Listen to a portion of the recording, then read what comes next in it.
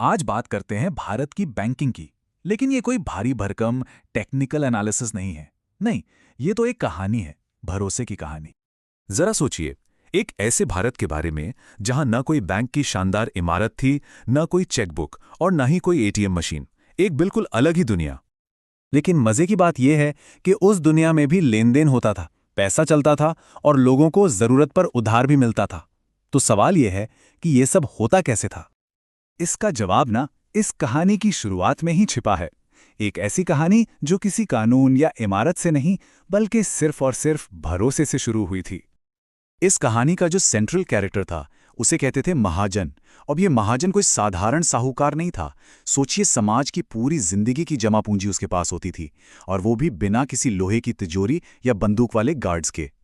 उसकी अकेली गारंटी, बस एक वादा, उसकी अपनी जुबान। कोई दस्तखत नहीं, कोई कागजी कार्यवाही नहीं, क्योंकि उस दौर में जुबान ही सबसे बड़ी गारंटी हुआ करती थी।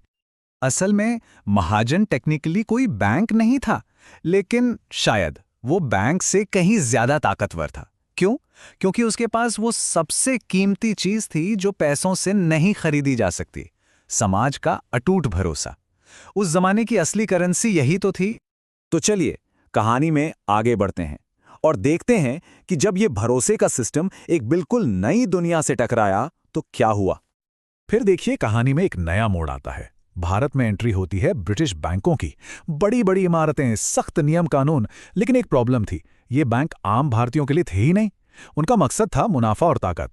जहां महाजन का सिस्टम भरोसे पर चलता था, वहीं ये बैंक सिर्फ कागज और गारंटी पर चलते थे। नतीजा, आम इंसान इन आलीशान दरवाजों के बाहर ही खड़ा रह गया। तो यहां ना हमें दो बिल्कुल अलग दुनियाओं का टकराव दिखता है। एक तरफ थे अंग्रेजी बैंक जो सिर्फ मुनाफे के लिए काम करते थे, और दूसरी तरफ था भारत का अपना सिस्टम जो समाज की ताकत यानी भरोसे पर टिका था।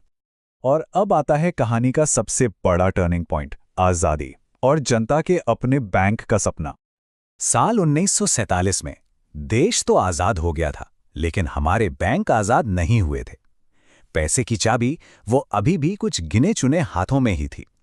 ये महसूस किया जाने लगा कि जब तक पैसों पर आम आदमी का हक नहीं होगा, ये आजादी अधूरी है। और इसी माहौल में लिया गया एक ऐतिहासिक, एक बहुत ही साहसी फैसला जिसने भारत की आर्थिक दिशा ही बदल दी।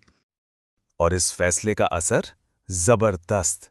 बैंक अब कुछ लोगों की जागीर नहीं, बल्कि देश की ताकत बन गई। पहली बार बैंक की शाखाएं गांव तक पहुंची। सोचिए, एक किसान ने अपनी जिंदगी में पहली बार बैंक में खाता खोला।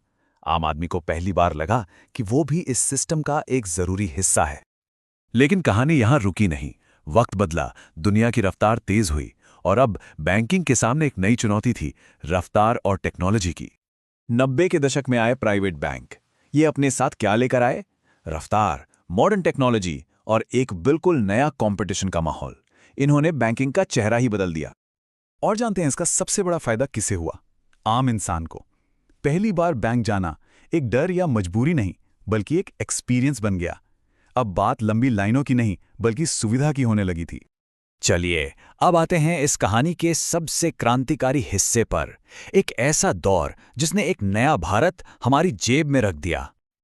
और फिर वो दिन भी आया जब बैंक की पूरी इमारत सिमटकर हमारी जेब में आ गई। जी हां, हमारा मोबाइल फोन ही हमारा बैंक बन गया। एक क्लिक पर सब कुछ मुमकिन हो गया। और सबसे दिलचस्प बात क्या है? वही भरोसा जो कभी महाजन की जुबान पर टिका था, अब टेक्नोलॉजी में बदल चुका था। रूप बदला, लेकिन बुनियाद वही रही, भरोसा। तो इस पूरे सफर को जब हम देखते हैं तो हमें मिलती है भरोसे की एक शानदार विरासत। ये सफर कितना लंबा और दिलचस्प रहा है। हजारों साल पहले महाजन के भरोसे से शुरुआत, फिर अंग्रेजी राज का दौर, 1969 का राष्ट्रीयकरण, 90 के दशक में निजी बैंक और आज की मोबाइल क्रांति। भारत का बैंकिंग सिस्टम सीखता है, गिरता है और फिर से खड़ा हो जाता है। ये टूटता नहीं है। पता है क्यों? क्योंकि इसकी नींव सिर्फ नियमों पर नहीं, बल्कि भरोसे पर रखी है। तो आखिर में हम यही कह सकते हैं कि भारत में बैंकिंग सिर्फ पैसे का खेल नहीं है, ये भरोसे की एक विरासत है। तो एक सवाल मन में आता है, एक ऐसा देश जिसने महाजन से शुरुआत की, सरकारी बैंकों से अपनी नींव बनाई, प्राइवेट बैंकों से रफ्तार पकड़ी और मोबाइल से दुनिया को चौंका दिया, क्या वो देश बैंकिंग के भविष्य में कभी पीछे रह सकता है? शायद